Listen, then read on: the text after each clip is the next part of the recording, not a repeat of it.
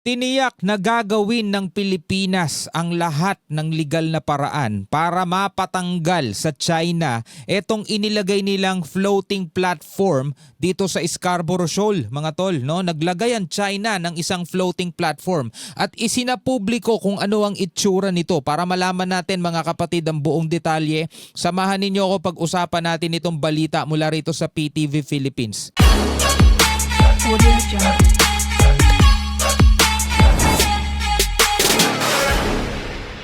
Pilipinas tiniyak na gagawin ang lahat ng legal na hakbang para maialis ang nakitang floating platform sa Bajo de Masinloc. Naku, dyan nagsisimula yun mga floating platform, tas magiging shelter, magiging lalaki ng lalaki hanggang sa magugulat na lang tayo, mga tol. Isa na siyang malaking isla. Naku po. Itsura ng naturang struktura isinapubliko ng National Task Force for the West Philippine Sea. Si Patrick De Jesus sa sentro ng balita. Agilik, pinaalis ng Pilipinas sa China ang semi-permanent floating platform na Semi-permanent? My goodness, talaga ibang klase ang China, mga tol. Sentro ng balita. Agilik, pinaalis ng Pilipinas sa China ang semi-permanent floating platform na nakita sa Scarborough Shoal o Bajo de Masinloc. Ipinakita ang itsura ng naturang istruktura sa press conference ngayong araw ng National Task Force for the West Philippine Sea. Noong May 21, may dalawang Chinese research vessel ang namonitor sa southeast entrance ng Bajo de Masinloc. Matapos ito ay naobserbahan ang floating platform noong May 25 sa satellite imagery na nakumpirma sa Maritime Domain Awareness o MDA flight ng Bureau of Fisheries and Aquatic Resources. So eto pala yon, mga tol, yung pinag-uusapan natin nung nakaraan na may nakitang structure gamit ang satellite imagery dito sa may Bajo de Masinloc. Eto pala yun. No? Isa siyang semi-permanent, kung tawagin, na floating platform. Ngayon, ang gusto mangyari ng ating bansa is alisin ito. Bakit? Kasi kapag hindi natin pinansin ng maliit, palaki ng palaki, ng palaki ng palaki, hanggang sa wala na talaga tayong magagawa kasi isa na siyang higanteng isla. Hindi malabo mangyari yun dahil ginawa na yun sa nakaraan nitong China, mga tol. Nagsimula sila sa mga shelter lang daw para sa mga mangingisda. Kapag bumabagyo, merong matutuluyan hanggang sa lumaki na at ayun, tingnan nyo yung Panganiban Reef, mga tol. Isang napakalaking artificial island na, mga tol.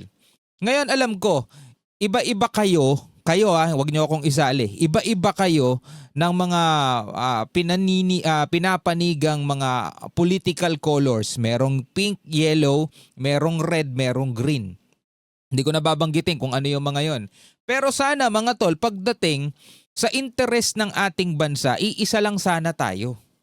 'Di ba? Hindi natin pinag-uusapan dito yung mga politiko. Ang pinag-uusapan natin dito yung interest ng ating bansa. Sana nagkakaisa tayo diyan. Diba? Ngayon gusto ko malaman kung ano ang inyong saloobin.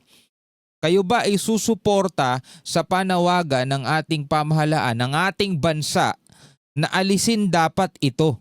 No? At gagawin daw lahat ng Pilipinas ang legal na paraan para maipatanggal sa China etong inilagay nilang floating platform dito sa Scarborough Shoal. Tandaan nyo, mga tol, ang Scarborough Shoal ay nasa loob ng ating 200 nautical miles exclusive economic zone. Once na hindi natin pinansin yan, posible yan lumaki at maging isang artificial island nga. Imagine mo, mga tolo, eto Pilipinas, onting-onting gilid mo lang, meron ng isang napakalaking mapa ng China o mapa ng artificial island ng China, mga tol. Imagine mo. Papayag ba tayo na mangyari yon? O comment kayo sa ibaba. Ulitin ko hindi tayo naghahanap ng gulo, hindi tayo naghahanap ng gera. Doon tayo sa legal na paraan. Tuloy natin. sa kasunod na araw. Mula May 28, araw-araw nang nagpapalipad ng eroplano sa kasunod na araw.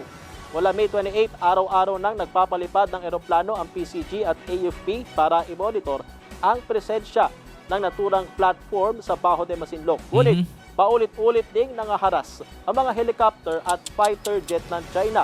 Pero naipagpapatuloy pa rin ng Pilipinas ang pagpapatrolya sa Bajo de Masinloc, kung saan may nakita mga tao sa floating platform kada inilipat ito ng posisyon. Ulitin ko mga tol etong Bajo de Masinloc ay nasa loob ng ating exclusive economic zone. Nasa loob. Okay? Tandaan ninyo mga tol, nasa loob. Kasi baka yung iba, iniisip nila, hindi naman yan malayo naman yan sa bansa natin Hindi mga tol, napakalapit lang yan. Pwede kayong mag-google, pwede nyong i-search kung nasaan ba banda etong Scarborough Shoal. Tignan nyo mga tol kung gaano lamang siya kalapit sa ating bansa at kung gaano siya kalayo sa China mga tol para umabot sila magpahanggang dito at nagsasagawa sila ng mga bagay na ganyan. Namataan din malapit dito ang isang antena habang umabot na sa 4 ang mga boya sa loob at labas ng bahura. Ilang diplomatic protest na ang inihain ng Pilipinas laban sa China para igiit na illegal ang paglalagay ng floating platform. Only the Philippines has the right to place or construct structures and conduct activities in Bajo de Masinloc. The continued presence of the semi-permanent floating platform without consent or authorization is not only a violation of the sovereignty and jurisdiction of the Philippines, but is also inconsistent with international law. We therefore urge China to withdraw and remove the platform and structures from Bajo de Masinloc. Ayon Labag sa ating soberanya, labag sa ating batas. Ito pinakabatindi, labag sa international law. sa NTF, WPS, may tuturing pang espekulasyon kung may posible ng reclamation activity sa Scarborough Shoal at sa ngayon ay posibleng bahagi lamang umano ng illegal na marine scientific research ang pananatili ng floating platform. Sa ngayon, oo, sa ngayon. Diba? Pero tulad nga nung sinabi ko kanina, once mo yan ay pinabayaan mo at kumbaga history will repeat itself, no? Kapag yan ay pinabayaan mo at hindi mo pinansin, isang araw magugulat ka na lang, hindi mo na mapipigil yan at nagsisimula na dredging. Nagsisimula na yung reclamation. The mere fact that what we are seeing there are all Chinese research vessels and there are no presence of PLA Navy vessels there, I would like to put it that way. I think this is still a civilian, illegal MSR that is being conducted. Sa kabila nito, tiniyak ng NTF, WPS na gagawin ang lahat ng legal na hakbang laban sa nakitang floating platform. The nightmare of Mischief Reef is still there. Okay? That's why Oh, di ba? The nightmare of Mischief Reef, yun din yun yung Panganiban Reef mga tol. Sana natuto na tayo sa nakaraan, no? Sana natuto na tayo sa history. the position of our government, basically, nandun yung ating president, and we will not lose even an inch. Basically, it's a lessons learned. That's why we're saying that the Philippines will do everything it can based on international law, based on diplomacy, and based on our national interest. The integrity of the national territory will remain.